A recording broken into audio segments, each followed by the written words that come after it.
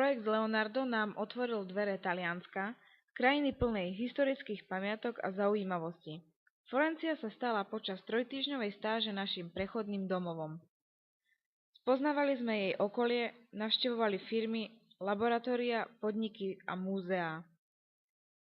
Prvý týždeň počas pracovných stáží bol venovaný aj jazykovej príprave, výučbe talianskeho jazyka.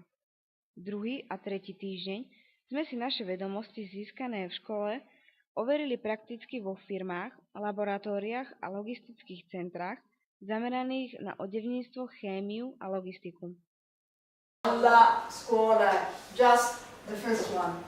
Che cosa studi?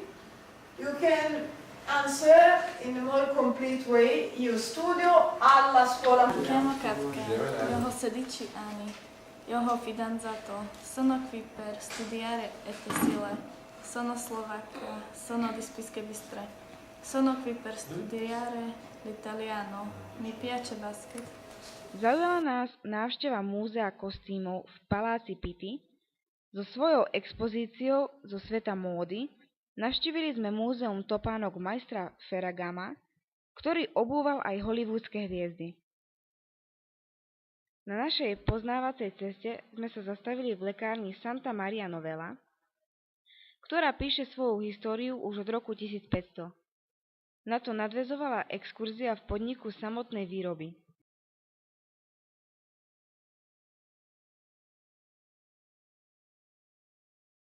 Mali sme možnosť navštíviť a prezrieť si aj chemické a biologické laboratória spadajúce pod ministerstvo obrany. Cez prísnu kontrolu a bezpečnostné opatrenia sme sa dostali do fabriky na výrobu inzulínu. Chlapci prežili jedno popoludne na naše pomery v gigantickom logistickom centre. Oboznámili sa s prepravou, skladovaním a expedíciou tovaru po celom Taliansku. Nevynechali sme ani návštevu letiska a morského prístavu. Aký by to bol výlet k moru bez kúpania sa? Privítala nás kamenná pláž a pokojná hladina mora, čo sme aj využili. Výborne pri mori. Martin, šľup do vody!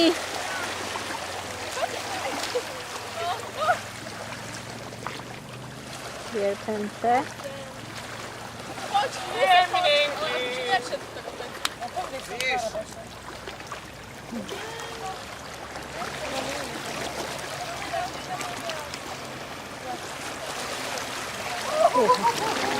Do prístavného Livorna sme využili na prehliadku svätoznámej Pisy s jej charakteristickou šikmou väžou.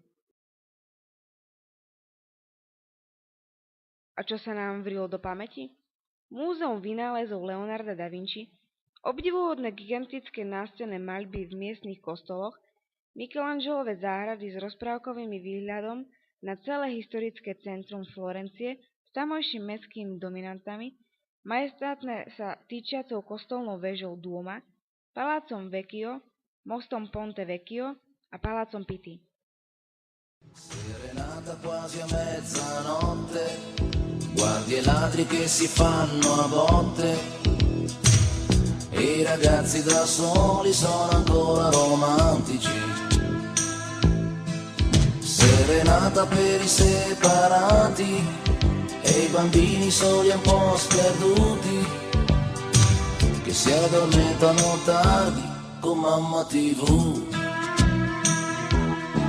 Serenata per i governanti, se cantassero andremmo più avanti. Per i pensionati un anno e un soldo,